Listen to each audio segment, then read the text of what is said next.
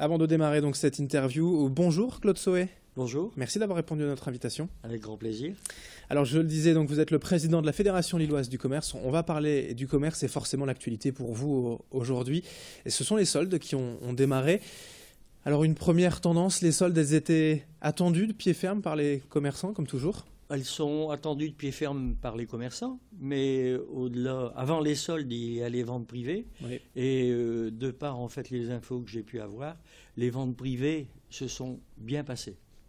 Alors il faut savoir que les soldes, c'est en fait hiver-été, 10 semaines où le commerçant peut vendre ses produits à perte.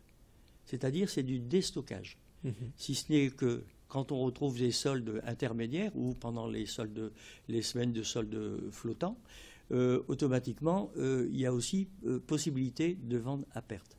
La tendance par rapport au printemps, on a vu ici et là qu'on avait passé une belle saison printanière pour le commerce en tout cas. Ça s'est mieux passé que les années précédentes, vous confirmez ?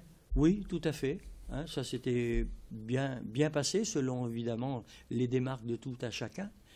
Et en fait, ici, ça va aussi bien se passer si on envisage en fait, et puis il y a du prévisionnel, de beau temps.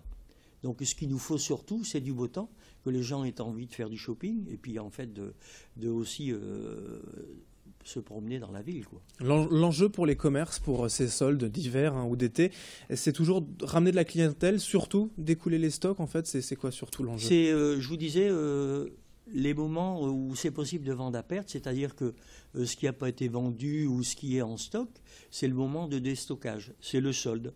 C'est un peu le solde de tout compte, c'est-à-dire qu'on fait ses comptes, il nous reste ça, et puis en fait on solde, on déstocke pour dire d'arrondir la trésorerie et de pouvoir en fait faire rentrer des nouveaux produits. C'est toujours la première semaine, les 2 premières semaines qui sont les plus importantes. Ensuite, ça déroule plus tranquillement. Les premières semaines, oui, les démarques sont en fait selon les commerçants et les choix aussi des enseignes. Les démarques sont en fait, si on commence à 20 ou 30%, ça peut en fait évoluer sur la fin du temps des soldes. Mais il faut savoir qu'en arrivant aux 50%, quelquefois même 70%, oui, on ne retrouve pas ce qu'on souhaite trouver. Donc voilà, c'est un choix pour le client de s'avancer en fait dans les premières semaines. Quand on parle de libérer les stocks, de récupérer de la trésorerie, c'est encore plus important pour les petits commerces, les indépendants, que pour les chaînes, les grandes marques ? Oui, les grandes marques qui sont très bien organisées et puis qui savent organiser leurs soldes.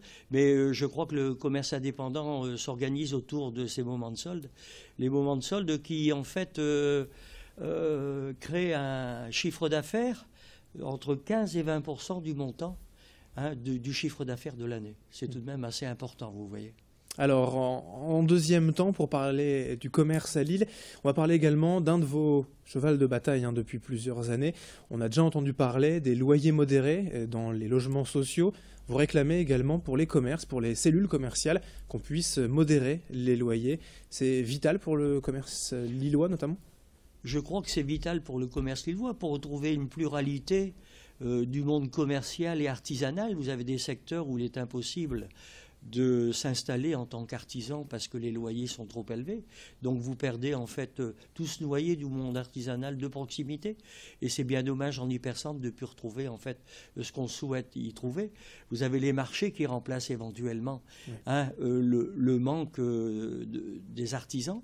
Mais c'est toujours en fait désolant de voir que tout cet environnement est en fait pas prolifique pour le monde de l'artisanat. Dans des espaces commerciaux de première ligne comme la Grand Place, le Vieux-Lille, où vraiment voilà, certaines agences bancaires notamment ont pris le dessus en fait.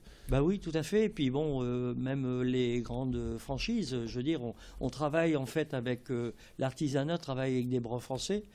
Et en fait, le problème, c'est que derrière tout ça, les fabrications se font quelquefois pour les grandes franchises dans des pays sous-développés à moindre coût. Donc on est en déséquilibre. C'est le pourquoi, en fait, de ma revendication depuis pas mal d'années de trouver des cellules à loyer modéré pour en fait retrouver cette pluralité du monde du commerce. D'autant plus vrai dans les quartiers, parce que dans les quartiers, on a du mal justement à retrouver cette pluralité.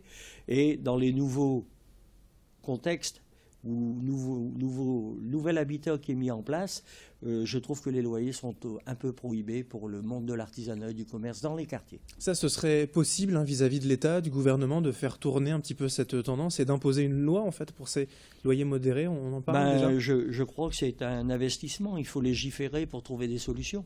Si on n'arrive pas à légiférer et trouver des solutions, nous allons avoir les quartiers qui vont se mourir d'eux-mêmes. Aujourd'hui, il y a pas mal de choses qui ont été faites dans les quartiers qui s'en sortent à Lille, on peut le dire. Il y en a d'autres comme Bois-Blanc, Cormontagne, où c'est encore un peu plus difficile, il faut continuer de travailler. Oui, on a des quartiers, si vous voulez, où il y a des linéaires commerciaux existants. Où nous avons plus de difficultés, c'est quand il n'existe plus de linéaires existants pour le commerce, où les commerçants sont disséminés un peu partout et où c'est pas facile en fait de trouver des solutions et des solutions de regroupement. Les unions commerciales servent justement à monter des opérations commerciales, des quinzaines commerciales, et la fédération, c'est l'essence même de ses priorités, c'est d'épauler en fait toutes ces unions commerciales qui se montent. Vous parliez de Bois-Blanc, on va y inaugurer bientôt un marché, hein, qui pourra remplacer justement le manque d'artisans et de commerçants qu'il n'y a plus dans le quartier. Bon, après, trouver des solutions pour justement sédentariser ce monde du commerce, ce monde de l'artisanat, sont des solutions possibles si on trouve des solutions à loyer modéré.